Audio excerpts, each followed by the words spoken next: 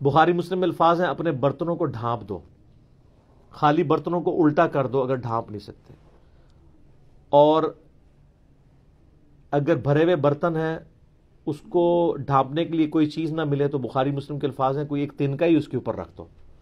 اور مسلم شریف میں حدیث ہے کہ ایک رات سال میں ایسی آتی ہے جس میں اللہ تعالیٰ کی طرف سے کئی ایک مرض آتے ہیں اور وہ ایسے برتن میں داخل ہو جاتے ہیں جن برتنوں کو کھلا رکھا ہوا ہوتا ہے۔ تو نبی صلی اللہ علیہ وآلہ وسلم نے یہ ساری انسٹرکشنز فرمائی۔ پھر بخاری مسلم میں یہ بھی حدیث ہے کہ نبی علیہ السلام فرمایا رات کو چراغ بجھا کے سو۔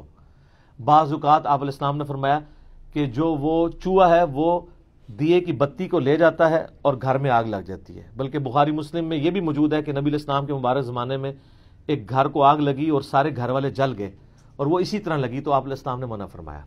اور اس کو آپ آج کل کے اعتبار سے دیکھ لیں، یہ سوئی گیس کے ہیٹر یا اور بھی آگ والی کوئی بھی چیزیں رات کو بند کر کے سونا چاہیے۔ توہمات ہیں کہ جی گھر کی منڈیر پہ کوا بیٹھ جائے تو مہمان آ رہا ہے،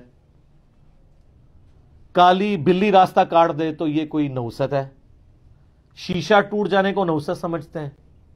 اچھا کہتے ہیں جوتی پہ جوتی چڑھی ہو تو سفر لکھا ہے۔ تو میں یہ ہیں ساری چیزیں جو توہمات سے تعلق رکھتی ہیں اور نبی علیہ السلام نے ان چیزوں کو کنڈیم فرمایا۔ قرآن حکیم میں واضح آیت ہے سورہ بنی اسرائیل میں 36 نمبر آیت، تکف ما لیس لک بہ علم ان السمع والبصر والفؤاد کل اولئک کان عنہ مسئولا۔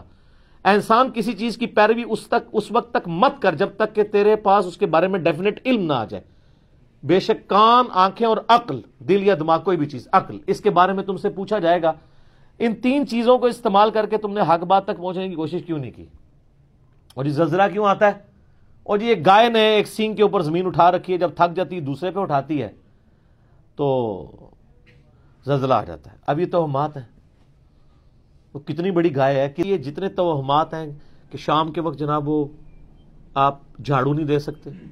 کیوں نہیں دے سکتے؟ کامن ہے۔